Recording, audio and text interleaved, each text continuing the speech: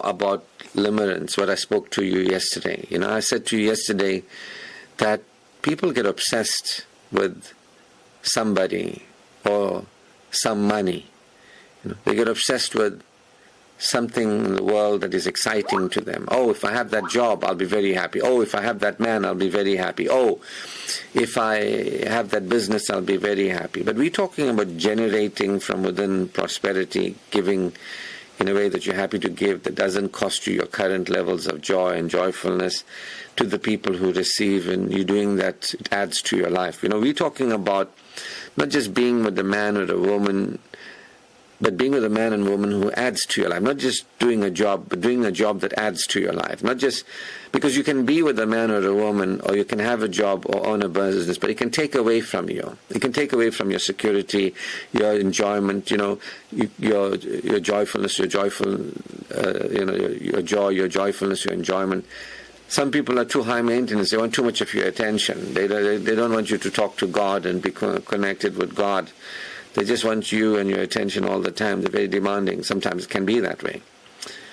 Sometimes people don't respect you and the time you require for you and what you got to do for you and all that sort of thing. They just want you for their own reasons, And if you get in touch with somebody like that, or you do work like that, or you do, start a business like that, where you're not you and you're not enjoying yourself, you don't have time for what you really value, what's really important to you, you can create a problem for yourself. So that is what we've been talking about. People can obsess about a person, they can ruminate about a person, they can fixate on a person, they can fantasize about a person. People can fixate and ruminate and fantasize and fixate, ruminate, fantasize and obsess about a job, about money. Thinking that when I sought this thing, people can ruminate, fantasize, worry, obsess, get disturbed by their health and all that sort of things. They can do that, thinking that how am I going to sort this out? So, people can focus on somebody and something thinking it's going to sort me out, or people are going to focus on something and think, oh my God, how is this going to get sorted out? Is it going to get sorted out? And we're talking about in particular context too. Limerence. Limerence. Limerence. Limerence. It's a obsession in love. It's when you focus on somebody in a very unrealistic way that's not really, grounded in you and your satisfaction. You're losing yourself in somebody. I told you, people can get excited and all that. Somebody, it's very exciting. Somebody's giving me attention. Somebody's buying me things. Somebody is, and sometimes, people can get excited that somebody's love bombing them. It's love bombing. Somebody says, I love you, I love you, I love you, I love you, buy you this, buy you that, buy you this, buy you that. And you're like, wow, he really loves me. You know what I mean? In the meantime, that's called love bombing. They want to possess you as soon as possible. So sometimes you can be a person who somebody else is limerent on you. You know what I mean? While sometimes you can be limerent on somebody else could be limerent on you. You can have somebody else like obsessing about you, needing to possess you, trying to get you. You know what I mean? And that you've got to be cautious about situations like that, because that kind of love is not a healthy love, and it's not a healthy connection, both ways. But we were talking about the situation where a person can focus on somebody who is somebody they don't know at all personally. There could be somebody on television, somebody who's a celebrity, somebody who's known in the public, and they say, that's my man, he's going to marry me, it's going to work out with me and him, I really want him, one day I'll be with him. That's the most sort of strange kind of thing that, people will look at and say, really? I've known people who've worked for somebody, or somebody did something nice for them, and some generous people, and now they get very limerent on the guy. He's just amazing. His wife doesn't appreciate him. one day maybe it'll work out for me. I'm trying to get him to notice me. So you get all kinds of expressions of limerence. Some are more unrealistic than others, like somebody you don't know and who doesn't know you, and you think it's going to be happening soon. You know what I mean? It can happen. There's nothing to feel bad about. It's limerence. It's child parts of us that for some reason or another, getting excited. And it's the adult in us that doesn't support our healthy meeting of our spousal needs. So I just want to talk about how does one deal with it, right? So first you must understand that people who want to lose themselves in relationships, people who want to become a wife, people who want to become a mother, people who want to lose themselves in a relationship, they are unlikely to address limerence. And there are those who want to have somebody else give them an existence through their love of them. They're also deeply unlikely to address their limerence, because people who are not interested in themselves as an adult and what they require and their satisfaction, they're living in a dream world. They are very unlikely to address their limerence. Although limerence is not something that is serious, it can be very debilitating if it's not addressed, and it can,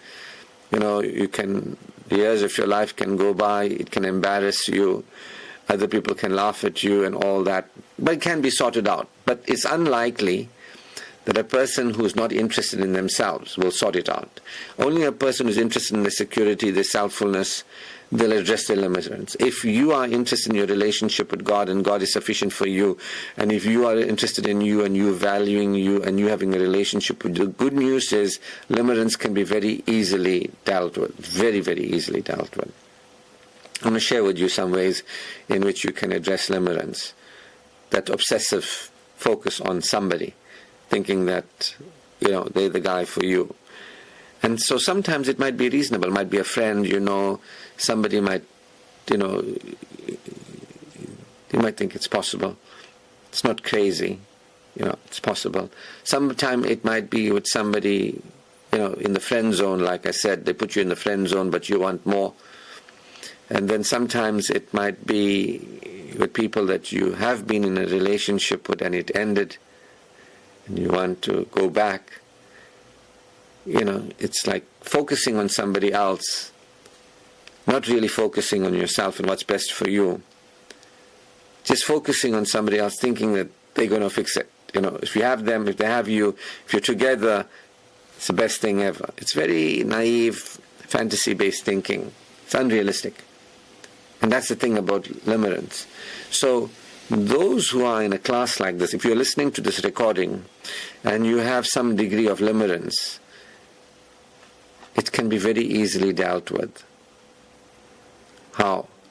Firstly, because you are interested in you and establishing a relationship with you, and because you are interested in valuing, you're not waiting for somebody else to value you, and you experience you through somebody else's value. Somebody else must love me. If somebody loves me, I have worth. If somebody else wants me, I have value. You get what I mean? And this borders on the woman who become the doormats. What do you need from me to be for you to want me? Similarities there too. That's not limerence, but that is a kind of codependency. And both have the same kind of root, where you don't have a relationship with yourself and you don't respect yourself. You want somebody else to want you, you want somebody else to respect you, you want somebody else to desire you, then you'll feel okay. Until then you won't feel okay. You want to get an existence through somebody else's love for you or somebody else's attention. Somebody else says you're valuable, then you value. Somebody says you're valuable, then you don't feel valuable, right? So if you are in this classroom or if you're listening to this, you're not in that zone, because you are here and you're interested in you and you're learning. You're learning that no man or money can replace God and the value of God in your life. You are learning that after that relationship with God, your happiness with God is your relationship with you. and that you are to be of value to you, and you are to be of value to you to the point where you focus on your needs, desires, and preferences personal, and you focus on your needs, desires, and preferences spousal, and you own your own spousal requirements, and you choose to create what you want. You choose to create satisfaction in the world. Early on we were speaking about how you can create yourself to be prosperous, not only in marriage or relationships, but with who you are and what you're offering in the world. How you can just don't be a person or in a certain business. You can step forward and be a certain type of person, authentic. And you can be authentic in the service delivery you're making. You can actually become the person who is unique in authenticity, and then there's a niche out there that will value and appreciate you, and you'll experience being really valued and adored.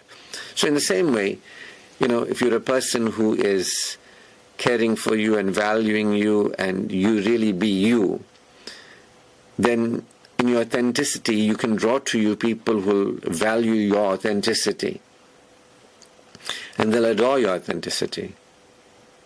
So if you're prepared to take responsibility for valuing yourself, letting yourself be who you really are, allowing yourself to be valued by others, you're prepared to nurture yourself, and you're prepared to let others nurture you. You understand? If you're prepared to be not only cared for by yourself, by others, if you let that happen, then you're not going to be a limerent. You're not going to be a love addict. You're not going to be into obsessive love. You're not going to be fantasizing, ruminating. You're not going to be in a fiction. You're going to live in a world that is make-believe. So if you are the person who is open to relating to you and respecting yourself, and if you're the person who's interested in your life, in your love life, and having somebody who will care for you and admire you, if you're open to that awareness that everybody can be prosperous, and that if you get the proper support and you support your development, you can have that experience, then it's very easy to address love addiction. So the first thing is to say it for what it is, to break the denial and say it for what it is. What is it really? It is limerence. Go look it up in the dictionary, Google it, learn more about it. It's a issue. It's fantasy. It's, like if somebody's paranoid, it's an issue. It's a psychological issue, right? Paranoia. So limerence is also a type of paranoia, But it's not paranoia where you think everybody's thinking about you and all that sort of thing and focusing on you and following you. And all. It's not but it's like a reverse paranoia in a certain sense, that you are thinking strangely, hallucinating about other people, thinking that they are thinking about you, or they might think about you, or there's some hope for you with them and all that. You know what I mean? Look, you can... Okay, one of the ways of dealing with this I'll share with you next. But first you want to understand that this is childlike, it's infantile, it's not really adult, it's fantasy, it's a fiction, this is a psychological issue. You're not in touch with present moment awareness, you're not in touch with reality at this particular point, you're in fantasy, it's a kind of self-deception. If you can speak that truth to yourself, that you are deceiving yourself, you can wake up from the trance. If you can realize that this is self-deception, that I am living in a sort of excitement state, a manic state, I am thinking things that are not true here, and I'm not even applying myself in a way that's really beneficial for me. This is me behaving like a girl, a young person who's excited. This is not a mature adult approach to getting married and meeting my spousal needs. I can meet my spousal needs, but not like this. This is self-defeating, counterproductive, time-wasting. It's like waiting and wanting, right? It's like you'll be just waiting and wanting. You'll be waiting and wanting. You know what I mean? And that waiting and wanting is limerence. if it is. Not all waiting and wanting is limerence, but some waiting and wanting is limerence. I'm waiting for that guy to notice me, and one day he'll notice me, and when he notices me, we'll get it on, and everything will be okay. It's fantasy, it's self-deception, it's not realistic, it's not sensible, it's not mature, it's not healthy. If you can admit that, then you're doing well. If you can't admit that, then you're not doing well. But if you can admit this is a treatable condition, this is a psychological issue that can be attended to. This is a child part of me that can be attended to, addressed, and healed. This is not me behaving like a mature person who's going to get my spousal requirements met, This is not me being responsible. This is me being irresponsible. If you can admit that and break the cycle, break the denial, then you're on your way to healing. If you can see this is not how healthy people create a satisfying, soulful marriage. This is how unhealthy people defeat themselves and keep themselves from spousal sex. If you can see that, then congratulations, that's one way of addressing this. If you can get real, if you can accept that this is fantasy, and sometimes it's easier, like when you start realizing the guy doesn't know me, I don't know him, I spoke to him once. What possible rational understanding is there that he wants me? You get what I mean? I'm thinking about him all the time. I'm thinking about when I'm going to see him again. If I am around him, when he enters the room, I'm getting all excited. I'm thinking he's noticing me. He's going to ask me out sometime soon. And if you start realizing this is really fantasy, then congratulations, you can get in touch with reality. You can say, I'm limerent. People have been limerent. It's nothing bad. It can be addressed. This is some kind of addiction. This is some kind of obsession I have. It's some kind of mania. It's a type of love mania. I'm behaving like a love maniac. You know what I mean? It's okay. You can allow that to be. Speak the truth about yourself to yourself and allow it to be, instead of being in denial of it. Just by speaking the truth to yourself and allowing it and having compassion for yourself, not shaming yourself. And just saying, I will be there for me to get me soulfully married. I will get the support I require. I don't have to carry on, as a little girl, naive, unaware, wishing and hoping and all that, thinking that it's going to happen. Require correction. If somebody thinks one day I'm going to be very wealthy, but they don't know, you can be very wealthy, but you got to get in touch with security, you got to get in touch with self-fullness, you got to dream, and you got to put your heart into things, and you got to make a difference in the world, or make a difference to somebody's world. They're going to value you. That's how prosperity works. Get what I mean? So you might not realize there's a way of getting that. And you might say, I'm going to get it, but it's fantasy. You won't get it. You got to be, in touch with reality. You got to understand that you can be soulfully married, but not if you are limerent. It's an obstacle. It's a barrier. Remember, we're speaking about barriers and obstacles. So I think just put that in the barriers and obstacles notes as well. Limerence. Okay, what's the second one? The second one is, you can see the extent to which it's reasonable or unreasonable. If you don't know the person, he doesn't know you, then it's very likely that you can see it easily. But if it's somebody you know who smiles at you and all that, then you can say, no, maybe he likes me, and maybe,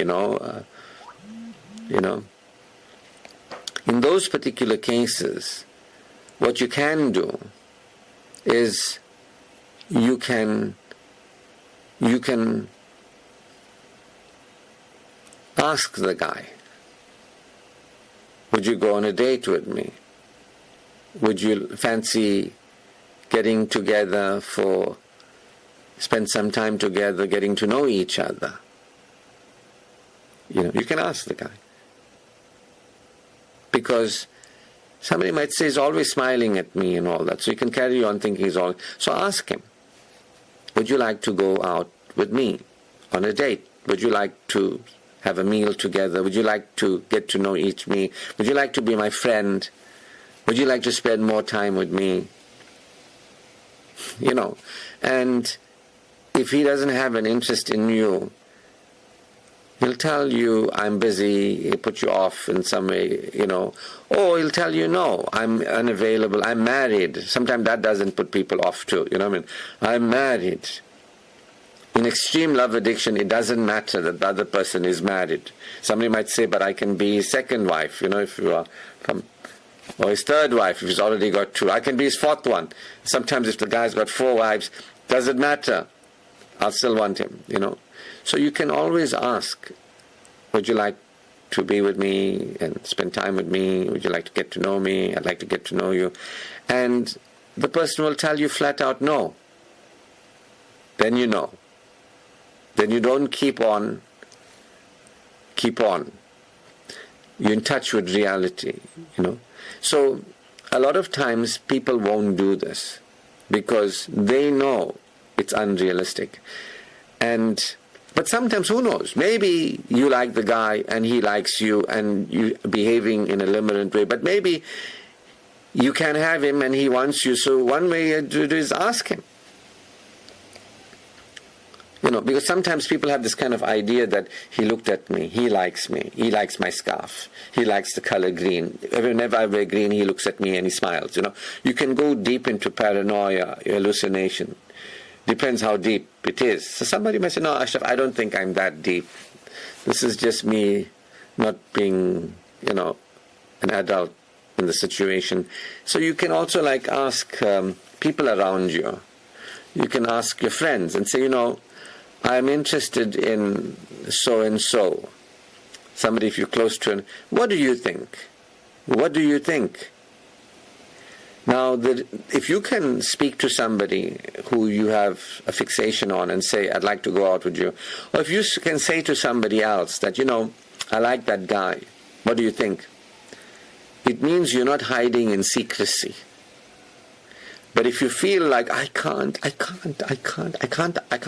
tell anybody, and I can't ask anybody, and I can't ask him, then you know, there's a reason why you're hiding. You know that the guy doesn't feel the same way.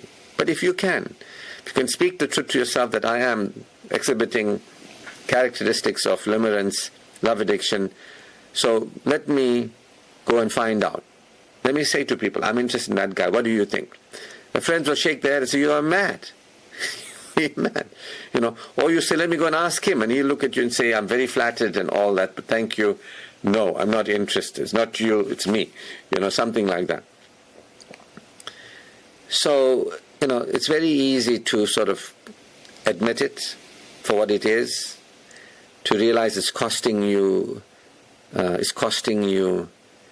your time, your energy, it's costing you your life, your spousal satisfaction.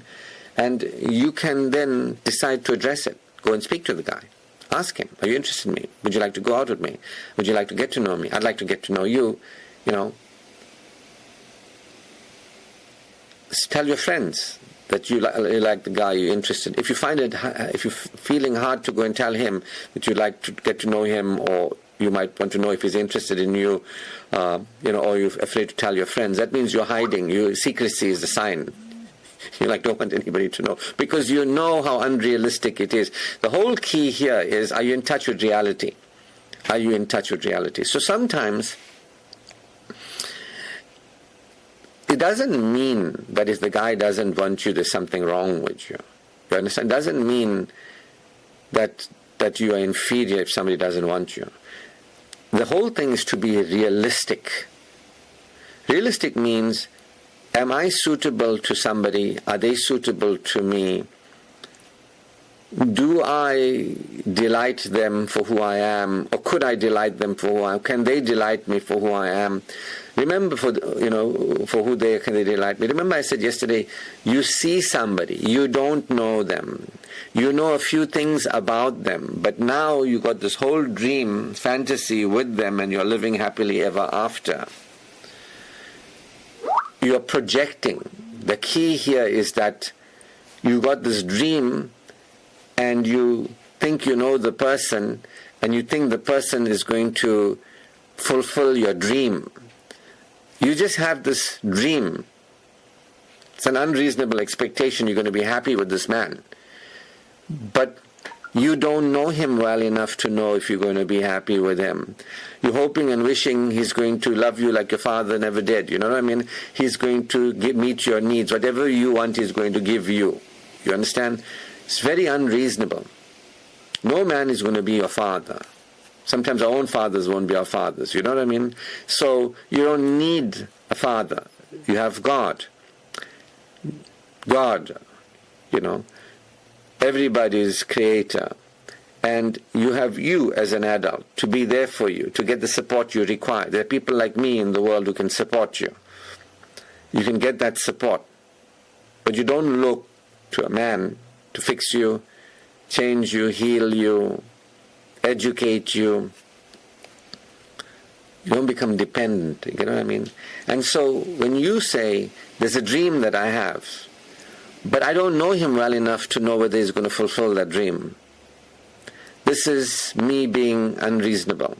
That's waking up from the limerence. That's like realizing, hey, I'm projecting a whole future with this man that I don't even know. And I'm thinking it's going to be so lovely and exciting, but I don't even know the guy. This is fantasy. Do I know him? Or am I projecting onto him what I think he is? I have this dream and I think he's going to fulfill my dream. This is unreasonable. This is me projecting power onto somebody else. This is me rushing into something, if it does work, into blaming somebody. Projection and expectation, right? Unreasonable. This is like a positive projection on somebody, a halo effect on somebody, thinking he has to be the one. He looks good, so he's going to make me happy. He's got money, so I'm going to be happy for the rest of my life. Because of him, I'm sorted, you know what I mean? But you don't know the guy. You have this halo projection, and you have this expectation that's unreasonable. So you start realizing these things, because this is all about adult maturity.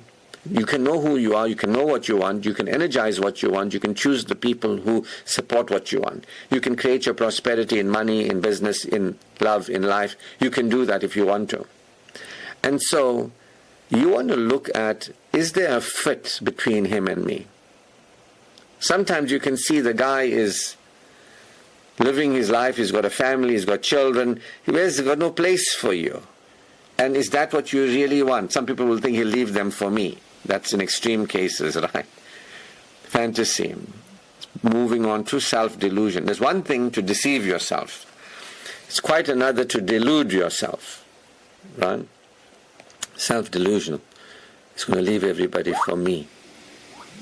But is there a fit? Does he fit into your life? Do you fit into his life? What does he value about you? Why would he want to be with you? What benefit would you be to him? Well, I'll cook for him and I'll look after him like the mother he never had. I will make sure he's pleasured and pleased and satisfied in every way. No, that's not how relationships as adults work. You know what I mean? Like the fit between the two. It's not about you abandoning yourself and your life to make somebody else. You're here to be somebody else's doormat and slave and all that. So you're not here to do that. Although some men will love that. And you can do that if you want to do that. But the point that I'm emphasizing is check for fit. Check to see, is it reasonable to expect that me and him are going to be happy together, even if you don't know him that well. Do I know him that well? I don't even know. That's what I said before this. And if you do know him, is there a fit? Or then you realize there's no fit. It doesn't mean you're bad, you're stupid, doesn't mean he hates you. It just means there's no fit. It's not reasonable. There's no mutual support for satisfaction. The other thing that you can look at is am I choosing somebody who doesn't fit with me? And you can see that plainly. Who I am, what I am, my life. He doesn't fit into my life. I don't fit into his life. He's not even my. I'm not his type. He's not my type. But I'm thinking it's going to work out. So sometimes people sort of, you can also look at, would that kind of person want me? I'm not saying that they won't want you, but would they want you? Why would they want you? People can, what can they have? And would they want me? You can ask yourself that question. Would I want them? You might think you do, but why would you want them? Why would they want you? Why would you want them? The other thing you can do is get to know guys who show interest in you, where you, instead of you pursuing and chasing somebody who's unavailable, can you allow yourself to be friends with or get to know or connect with people, men, that would want to be with you? Because a lot of time certain people focus on unavailable men or men that are unsuitable. Unavailable, unsuitable, focusing on thinking I know who he is, it must be him, he's the one. That's not really limerence, but can border on limerence. When you say, I like the guy, I think he's the one, he just doesn't know I'm the one yet. Why isn't he showing interest in me? That's not limerence, but it can border onto limerence. When you start thinking he should be the one, and I'm getting all excited about him and flustered and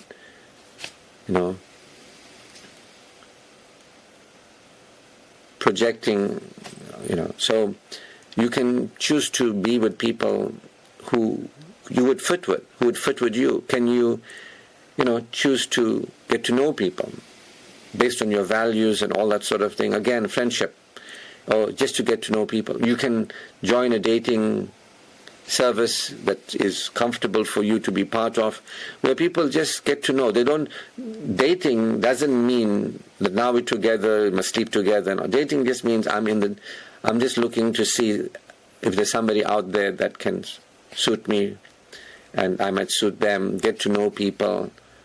That doesn't mean anything. It doesn't mean beyond.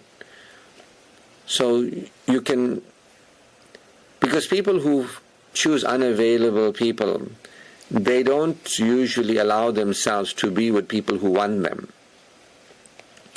or would adore them, or would want to be with them. They create the unavailability for different reasons. They create being with somebody. So either they don't know how to get soulfully married, they don't know. So they just need to know the method and use it, or they don't know. They're not comfortable to be soulful, and they're not mature enough.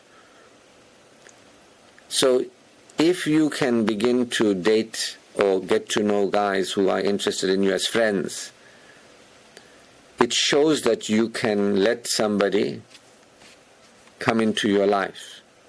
Because sometimes people just play this game of remaining without the option or choice to be with somebody. They keep themselves unmarried in this particular way. They keep themselves single in this particular. They say that I can't find the right guy. In the meantime, they know a guy who's not the right guy, but they think is the right guy. You know what I mean? So,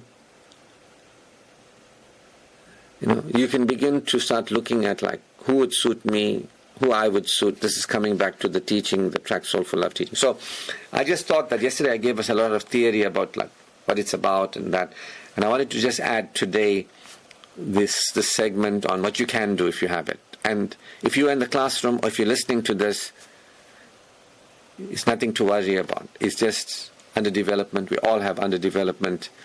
You can grow yourself up into a mature woman who gets yourself soulfully married and has a healthy a relationship with somebody who's actually really best for you, best fit for you, instead of you thinking and projecting on somebody. All right, I'm going to stop there about that.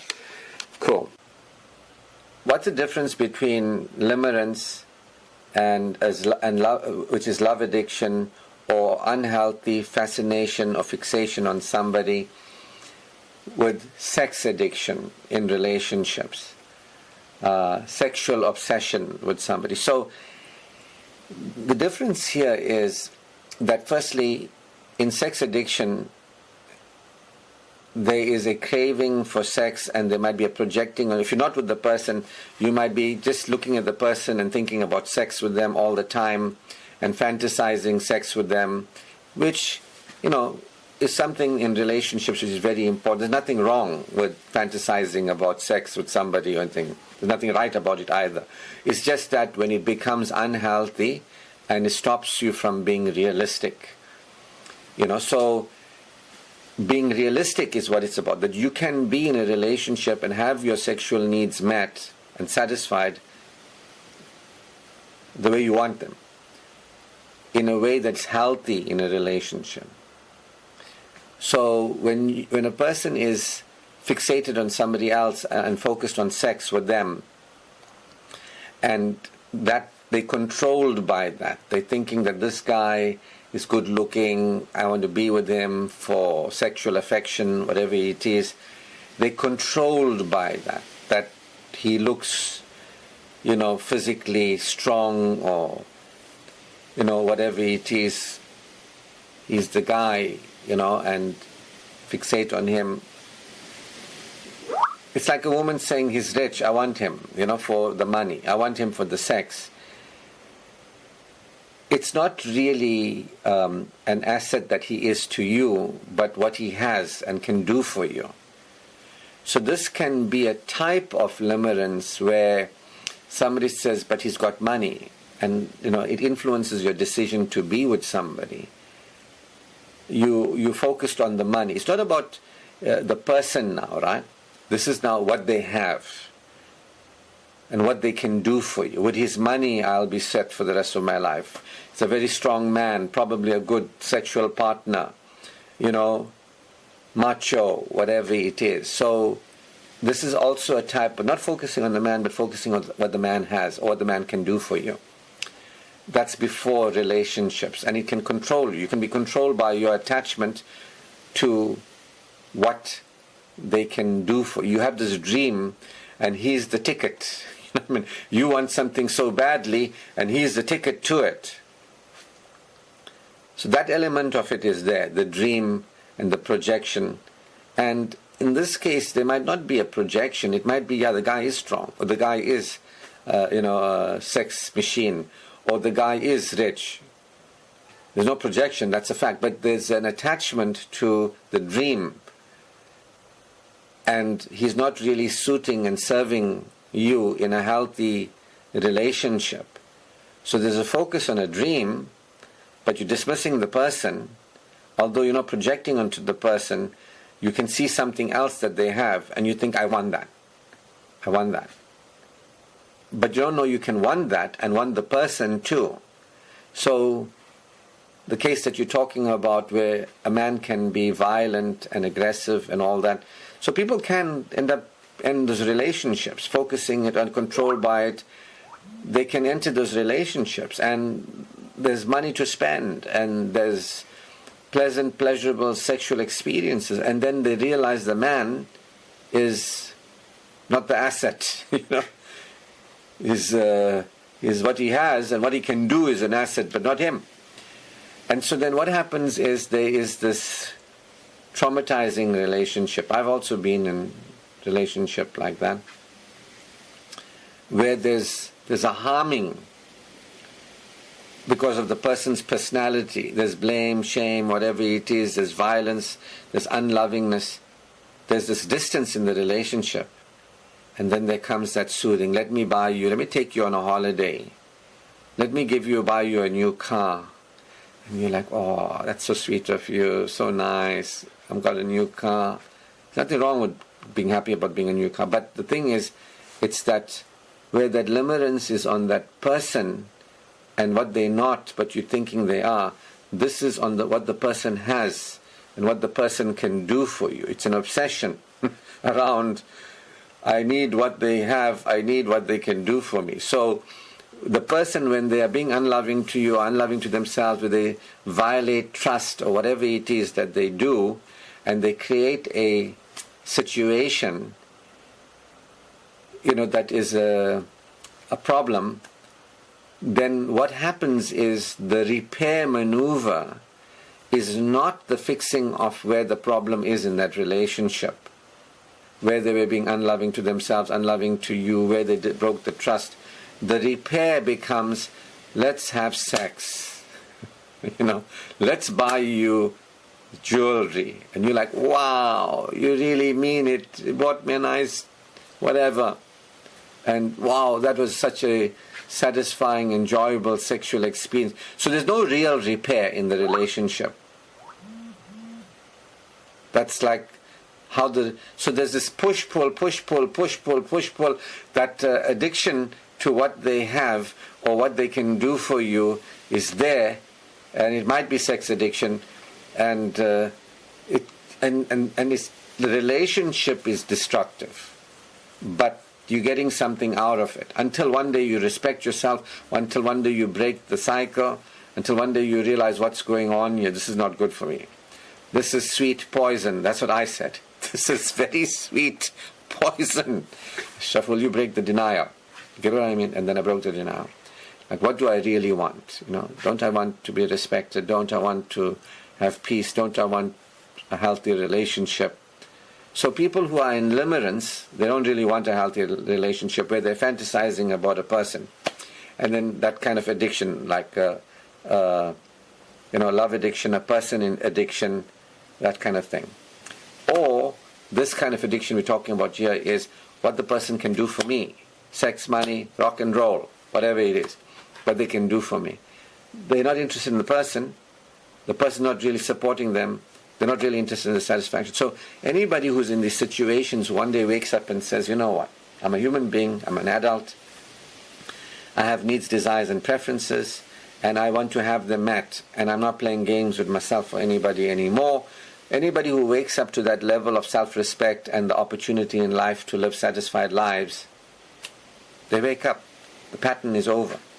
And like you said, you saved your life by waking up, that the real issues were not being repaired. It's a false repair. Couples come back together in a pattern, in a cycle, because of some kind of addiction, some kind of soothing that happens, and they hope and wish everything is going to work out, and the pattern just continues over and over again. So, yes, in some types, before you were the person, you get obsessed with what the person is and they can do for you. They do have the money. They do have that, sexual prowess. Then you're not fantasizing. You want that. And you fixate on the person. And sometimes you do get them and you do marry them.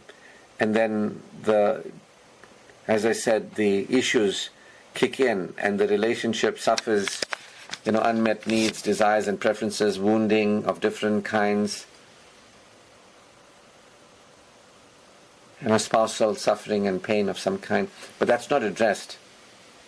The real issue. And what happens is, the person, let me buy you something, let's have sex, and the patterns, continue. So we are interested in spousal satisfaction, healthy, happily married, where we're not projecting onto a man and expecting him to want us and love us and look after us and all that, nor are we looking at what he has and what he can do for us.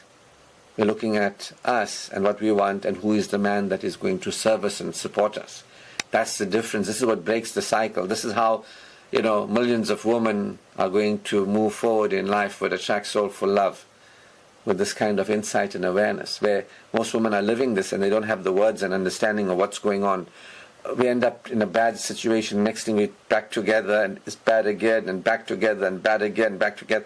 They don't understand that there's no real repair taking place. They don't really understand that they have needs, desires and preferences. They're not being addressed. And as I did say too, that when the woman gets what she wants and she doesn't attend to the man and understand what is his needs, desires and preferences, and she doesn't, that's why you want to be with the man who you are comfortable with their needs, desires and preferences, and you're comfortable meeting it. If you're a kind of woman who doesn't want to pay too much attention to a man, you must choose a man who doesn't want too much of attention. You know what I mean? If you're a woman who doesn't like to please and satisfy a man, you must choose a man who doesn't want to be pleased and satisfied. Because if you choose a man who wants to be pleased and satisfied and you're not satisfying, he's going to resent it. It's going to be a breakdown in the relationship. And eventually he'll find it somewhere else. And then you'll say, he cheated on me, he did this, he did that, and this is the usual stories.